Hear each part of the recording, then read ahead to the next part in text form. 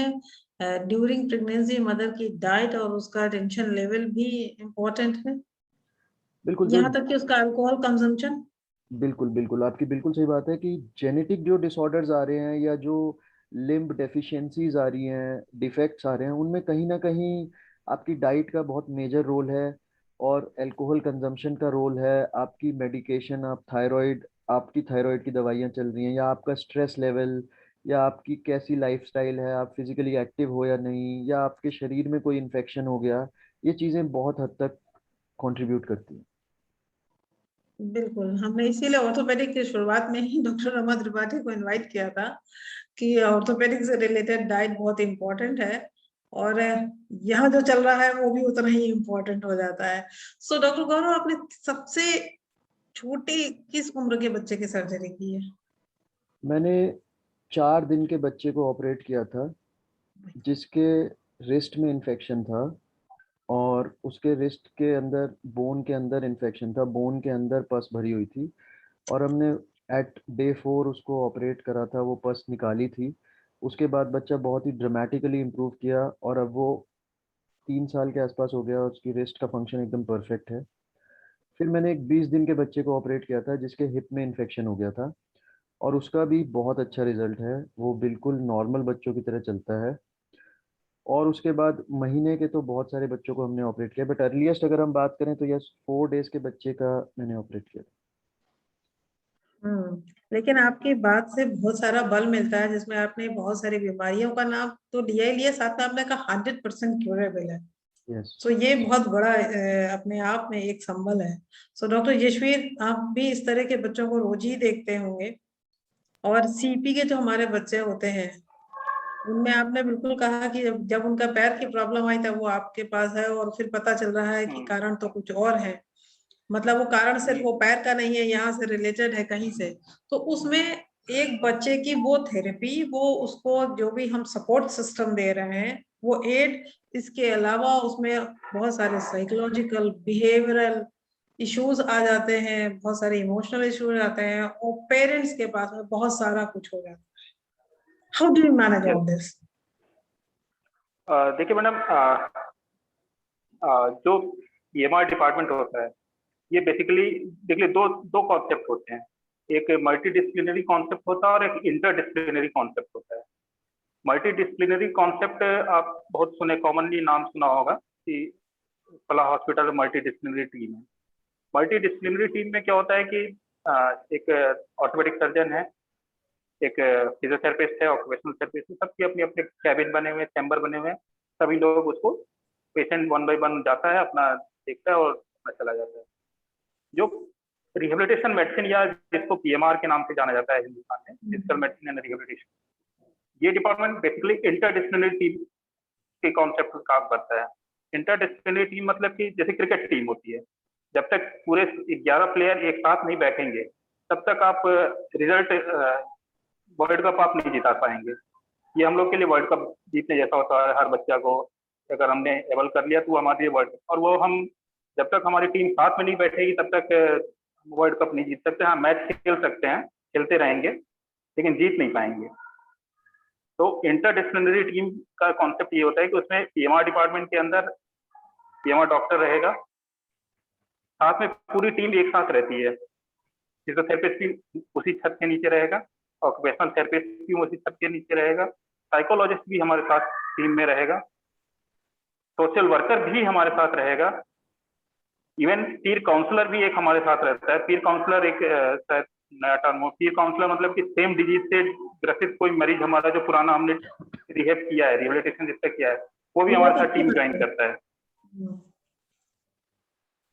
तो फिर तब जाके हम उसके हर इश्यूज को हम एड्रेस कर पाएंगे।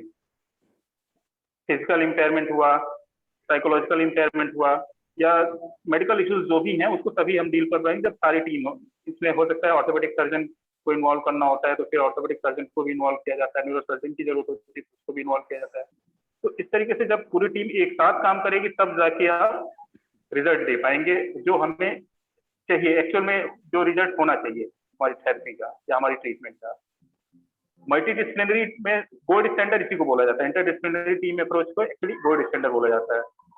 मल्टी डिसिप्लिनरी टीम अच्छा होता है, अच्छी अप्रोच है, लेकिन वहां पर इश्यूज ये होता है कि सब अपने अपनी क्लिनिक में पेशेंट आता है, एक ऑर्थोपेडिक सर्जन ने प्रिस्क्रिप्शन लिखा, फिजियोथेरेपिस्ट ने अपना प्रिस्क्रिप्शन बनाया, उसने अपना थेरेपी कर दिया, लेकिन कम्युनिकेशन नहीं होता है दोनों में। बहुत ही रेयर केसेस में कम्युनिकेशन हो पाता है केस को लेकर डिस्कशन, कि इस मरीज में ये इश्यूज हैं, इसको कैसे हैंडल किया जाए, जो कि इंटरडिसिप्लिनरी टीम में जब साथ में बैठते हैं तब एक्चुअल रिजल्ट निकल पाता है, एक्चुअल सोल्यूशन हम लोग पे पहुंच पाते हैं जब साथ में बैठेंगे तो इस तरीके से जो भी इश्यूज हैं उसको हमने हैंडल करना होता है। हो सकता है कि अगर सेरेब्रल पाल्सी का बच्चा है, स्पास्टिसिटी बहुत ज्यादा है, ठीक है, तो उसमें स्पास्टिसिटी है या फिर सर्जरी की जरूरत है या फिर नहीं है जरूरत, ये एक डिसीजन एक रिहब डॉक्टर को पहले करना होगा। अगर सर्जरी की जरूरत है तो अगर वो इंडिया में हम लोग खुद भी सर्जरी करते हैं तो मस्कुलोस्केलेटल सर्जरी रिहब डॉक्टर करते हैं, तो सर्जरी क्या करेंगे। सर्जरी के बाद जैसे कि मैंने बताया कि 2 महीने हम लोग बच्चों को जनरली अपने पास रखते हैं, तो उस 2 महीने के दौरान सर्जरी करना is not the big issue, surgery तो हो जाएगा, लेकिन उसके बाद के 2 महीने की जो ट्रेनिंग है, गाड़ी खरीदना बड़ा इशू नहीं है, गाड़ी को ड्राइव करना जब तक नहीं आएगा तब तक हम प्रॉब्लम सॉल्व नहीं कर पाएंगे। जैसे कि आपको मैं बताऊं, गवर्नमेंट क्या करती है कि व्हील चेयर डिस्ट्रीब्यूट करती है या फिर कैलिपर बांटती है, लेकिन वो व्हील चेयर और कैलिपर बांटने के बाद गवर्नमेंट के एनजीओ आते हैं, बांट के और चले जाते हैं, ठीक है। वो वैसे ही होता है जैसे एक गाड़ी किसी ने खरीद ली और ड्राइविंग नहीं सीखी, और आप एक सर्वे करके देख लीजिए, कोई भी स्टडी करके, पुराने जितने भी कैंप हुए हैं जो कैलिपर बांटने के या उसके व्हील चेयर बांटने के, उनको रिट्रोग्रेडली बैक जाके उनको जब आप ट्रेस करेंगे तो कितने लोगों ने उसको यूज किया, जब आप उससे एक क्वेश्चनर बना के सर्वे करेंगे तो, क्योंकि हमारे ओपीडी में जो पेशेंट आते हैं पीएमआर में, वो जनरली वही पेशेंट आते हैं जो हमसे पहले ये मान के चलिए कम से कम 20 डॉक्टरों के पास घूम चुके होते हैं, बस कंसल्टेंट हमारे पास पेशेंट, क्योंकि अवेयरनेस नहीं है ना, तो कंसल्टेंट डॉक्टर को अवेयरनेस है कि वो हमारे पास भेजे, और ना मरीज को पता है कि उसको हमने किसको दिखाना है, क्योंकि पीएमआर के बारे में किसी को पता नहीं। तो जब वो हमारे पास आता है तो जब हम असेस करते हैं तो हमें पता चलता है कि इसको इतनी सारी चीजें, पहले कैलिपर इसको दिया जा चुका है लेकिन उसने कभी यूज ही नहीं किया, क्योंकि उसको दे तो दिया, चलाना सिखाया ही नहीं, गाड़ी चलाना सिखाया ही नहीं, ड्राइविंग सीखी ही नहीं उसने बच्चे ने, तो अब सीखा नहीं, और फिर उसके बाद फिर अगली बार जब विजिट पे आएगा तो उसको डांट के भगा दिया जाएगा कि तुम यूज ही नहीं कर रहे हो। अरे गाड़ी चलाना सिखाएंगे तब तो वो चलाएगा। बिल्कुल सही बात है, बिल्कुल सही। ये छोटे छोटे ये तो इश्यूज बहुत हैं इम्पोर्टेंट है। जिसको, हाँ, ये छोटे छोटे इश्यूज हैं जिसको पीएमआर के अंदर हम लोग कोशिश करते हैं कि ये सब चीजें रूट लेवल पे इन चीजों को हम हैंडल कर पाए, ताकि हमारा अल्टीमेट गोल है कि एक सोसाइटी का एक वो अभिन्न अंग है वो बच्चा, और वो बच्चा वापस से उस सोसाइटी में एक नॉर्मल बच्चे की तरह स्कूल जा पाए। और हमारी टीम जाके ये विजिट भी करती है कई बार उसके, ये हमारी रिहेबिलिटेशन कैरिकुलम का पार्ट है। ये हमारा मतलब ऐसा नहीं कि ये हमारा एनजीओ का काम है या हमारा सोशल वर्क है, ये सोशल वर्क नहीं है, दिस इज अवर टीम की जॉब है। ये हमारे प्रोफेशन में, हमारी ट्रेनिंग में हमारी किया गया है कि आपको जाके वहाँ पर उसके वर्क प्लेस को असेस करना है। अगर स्कूल में कई बार क्या होता है कि कई बार हमने व्हील चेयर एडवाइस कर दिया किसी बच्चे को, या कैलिपर एडवाइस कर दिया, अब कैलिपर पहन के चलने के लिए क्या उसके स्कूल में एप्रोप्रिएट फैसिलिटी है, क्या सिटिंग अरेंजमेंट है उस तरीके का कि वो व्हील चेयर से अपने क्लासरूम तक पहुंच पाएगा, ये कौन, किसकी जिम्मेदारी है? ये हम ही लोग की जिम्मेदारी है ना, हम इस सोसाइटी के हम लोग पार्ट हैं, वो बच्चा भी सोसाइटी का। तो जब तक हम चीजें प्रोवाइड नहीं करेंगे, हम एक्सपेक्ट नहीं कर सकते कि वो बच्चा उसको फिर हम मेन स्ट्रीम में नहीं ला पाएंगे, फिर ला पाएंगे, बहुत स्ट्रगल करेगा वो बच्चा, स्ट्रगल आ जाते हैं बच्चे उसमें बहुत सारा कुछ मिस हो जाएगा। हाँ, लेकिन वो स्ट्रगल करते हुए आएगा, लेकिन 50% बच्चों में वो चीजें फिर वो स्ट्रगल करते करते वो थक जाते हैं। उनके पेरेंट्स एक बहुत बड़ा इशू, पेरेंट्स पे किसी कोई ध्यान नहीं देता है। एक डिसेबल्ड बच्चे का पेरेंट्स होना बहुत ट्रॉमेटिक होता है, मेंटली, और उनको कभी कोई एड्रेस नहीं करता है। डॉक्टर के पास भी जाते हैं तो इश्यूज पे बात होती है, तो इसीलिए जो रिहेबिलिटेशन मेडिसिन में 1.5 से 2 महीने का जो पीरियड होता है उसमें हम काफी घुल मिल जाते हैं। 10 बच्चे अगर हमारे पास रहते हैं कि टाइम पे एक फैमिली जैसी बन जाती है, और एक टीम, और वो भी एक टीम के मेंबर की तरह काम कर रहे होते हैं उनके पेरेंट्स। वही इम्पोर्टेंट है, उसी से सॉल्यूशंस आते हैं। हाँ, क्योंकि देखिए जैसे कहते हैं कि एक्सरसाइज कराइए बच्चों के, मदर फादर को हम लोग कई बार ओपीडी में बोल देते हैं कि एक्सरसाइज, फला एक्सरसाइज इसको कराओ। जिस एक्सरसाइज को फिजियोथेरेपिस्ट 4 साल में नहीं सीख पाते हैं, माफ करिएगा, लखनऊ में मैं बहुत से फिजियोथेरेपिस्ट हैं जिनको एक्सरसाइज ढंग से नहीं करा पाते हैं वो लोग, लेकिन वो एक्सरसाइज जो 4 साल में वो नहीं सीख पाए, 5 मिनट या 10 मिनट में कैसे वो सीख पाएगी पेरेंट्स। तो ये एक, तो इसलिए टाइम देना पड़ता है। जनरली जो रिहेबिलिटेशन मेडिसिन की जो ओपीडी होती है उसमें जैसे ऑर्थोपेडिक्स में सुना होगा कि 200 मरीज 300 मरीज आ गए, पीएमआर में भी ऐसे भीड़ आ जाती है जिन जिन जगहों पे, तो फिर वो रिहेबिलिटेशन नहीं हो पाता है, क्योंकि आप जब तक आप आधा घंटा टाइम नहीं देंगे एक पेशेंट पे, आप उसके रियल इश्यूज को नहीं निकाल पाएंगे कि उसको प्रॉब्लम क्या है। फिर वो इम्पेयरमेंट तक की बातें लिमिटेड रह जाएंगी कि पाँव टेढ़ा है वहीं तक आपकी पीछे सिमट के रह जाएंगी। और प्रॉब्लम ये है कि रिहेबिलिटेशन के लिए कंसल्टेंट ही नहीं है पूरे, मतलब आप उत्तर प्रदेश की मैं अगर बात करूं, लोग उत्तर प्रदेश में हैं तो उत्तर प्रदेश की बात करूं तो केवल एमडी 4 एमडी की सीट है पूरे उत्तर प्रदेश में पीएमआर की, केजीएमसी में, और वो भी अभी रिसेंटली स्टार्ट हुआ है। अदरवाइज कोई रिहेबिलिटेशन का कोई स्कोप ही नहीं था यहाँ पे। धीरे धीरे चीजें अब हर मेडिकल कॉलेज में भी स्टार्ट हो रहा है, तो होपफुली आने वाले समय में रिहेबिलिटेशन मेडिसिन के भी लोगों को सर्विस मिल पाएगी।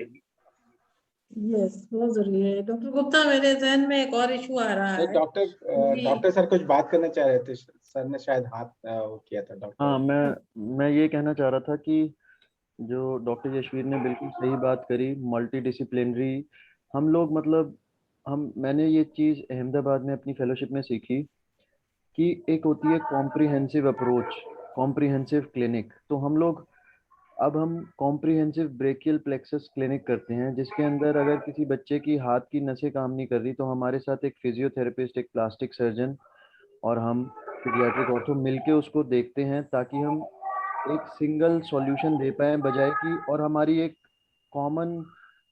कॉमन ओपिनियन हो उसके लिए, बजाय कि हम 3 लोग अलग अलग जगह पे उससे मिल रहे हैं और एक अलग अलग ओपिनियन दे रहे हैं और हम लोग भी सेम पेज पे नहीं है।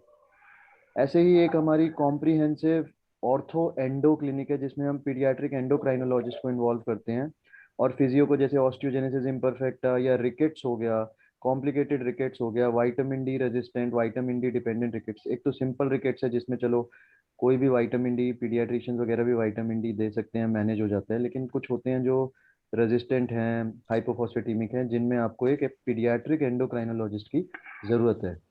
और ऐसे ही कुछ हम कॉम्प्रिहेंसिव ऑर्थोप्लास्टिक क्लिनिक करते हैं, क्योंकि बहुत सारी कॉन्जेनाइटल डिफॉर्मिटीज ऐसी होती हैं जिसमें कहीं ना कहीं अगर आप उनको रिकंस्ट्रक्ट करने की बात कर रहे हो तो आपको एक अच्छे प्लास्टिक सर्जन का सपोर्ट भी चाहिए।